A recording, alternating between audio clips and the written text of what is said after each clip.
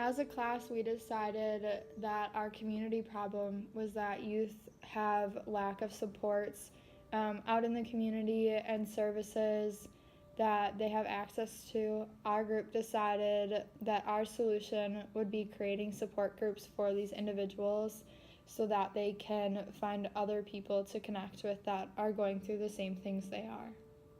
One of our key concepts that we discussed in class was stigma.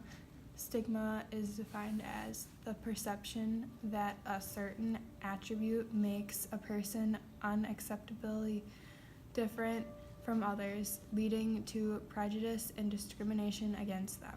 I think a really popular stigma is that the people can just choose to not have the problems that they do have or the illnesses that they do have.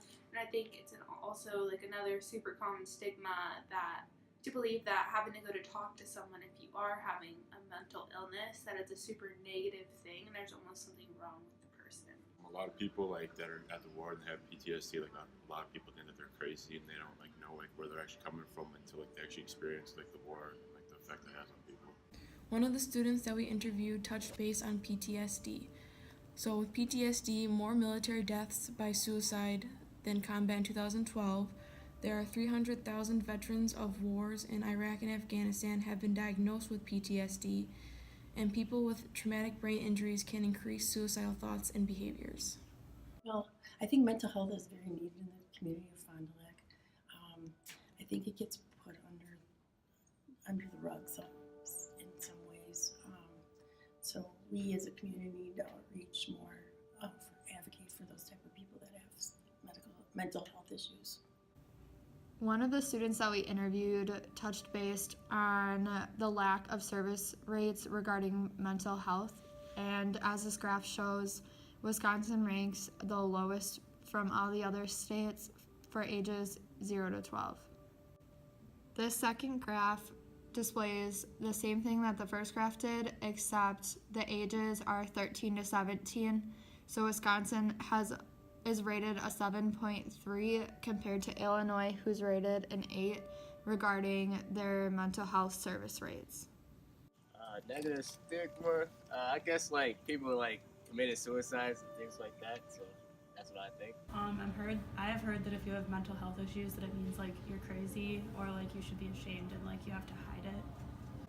This last student talked about the different types of names that come with the youth mental health for stereotypes, and some of these are bananas, local, crazy, nuts, insane, demented, and this is just a few of the names that people get called.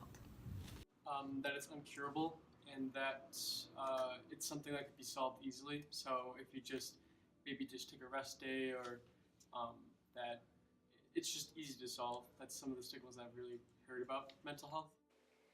Well, if you're looking specifically with the children aspect, one of the things I noticed when I had been working in the school systems was the younger children seemed pretty open to stopping by the counselor's office, and there really wasn't necessarily a stigma early on, but definitely by middle school that seemed to be developing, and it would be, this idea that I don't need to see the counselor, I'm not crazy, or unfortunately sometimes the counselor's office was almost like a punishment, like if a kid was acting out or seemed to be having some sort of issue, teachers or the principal, the comments that the child would perceive would be that, well, I'm bad or there's something wrong with me, and so this is like a punishment.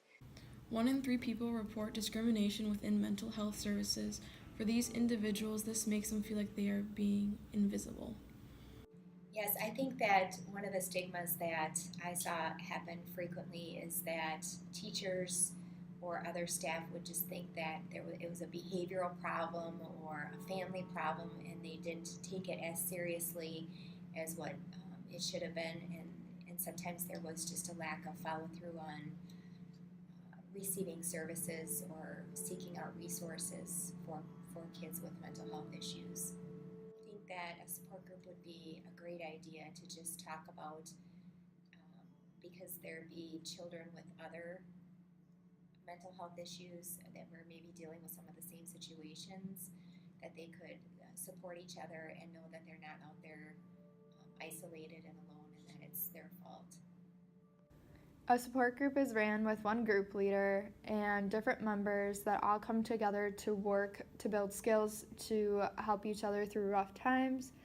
Regarding mental health, they may all have the same mental illness, and they come together for a safe environment to allow other group members to connect with each other. So if one is struggling during a hard time, another group member could step in and try to help them and also hold them accountable with goals or holding them accountable regarding skills that they're learning. My answer is yes. I think it's easy to dismiss someone who's young and how they're feeling and the things that they're facing. A lot of people think somehow age has something to do with, how much you've survived. And I've worked with a lot of young people who've survived unbelievable things by a very young age. So yeah, I think it would be great for young people to have some of these supports. I think even as you mentioned, community members would possibly come in and participate. I think it would also offer opportunities for students on campus to possibly get involved and help facilitate or support some people as an emerging, work in the field, possibly before they complete like masters and stuff. And we've done that before here at Marian. There was actually a history of us doing the suicide prevention and suicide support groups, and it started here at Marian. It just was taken off campus at a certain point to a different location, and I would argue there's probably room for at least having one of those support groups back here on campus again. A key term we talked about in class was building positive relationships, and in support groups they demonstrate this through the daily positive deposits and support one another through the gratitude that they give one another. Yes, I think that they can support each other, they can offer each other advice. I think it's easier when you know that someone else is going through it, and therefore you're more willing to open up and share maybe your story and offer advocacy and support among just the group itself. We asked students if they felt a support group on campus would be helpful. I think a support group here on campus would be really helpful for those struggling with mental health issues. I currently go to one in my hometown, and I find it very useful. As someone who does struggle with depression pretty often, I think that a support group would be a great idea because it gives you the opportunity to talk about the way you're feeling. And me personally, I don't like to talk about my emotions to people, so it would be a good way to vent and let those things out and have better days. I do think mental health support groups would be beneficial on our campus because I feel like with other support groups that we already have on campus, many students would take advantage of these, just like we have the therapy dog that comes around sometimes, as well as just the different impromptu kind of sessions that pop up. I think support groups would be a great option for students on campus. I know everyone's always stressed out, just to have a common group of people to meet together and talk about shared differences and problems I think would be really helpful.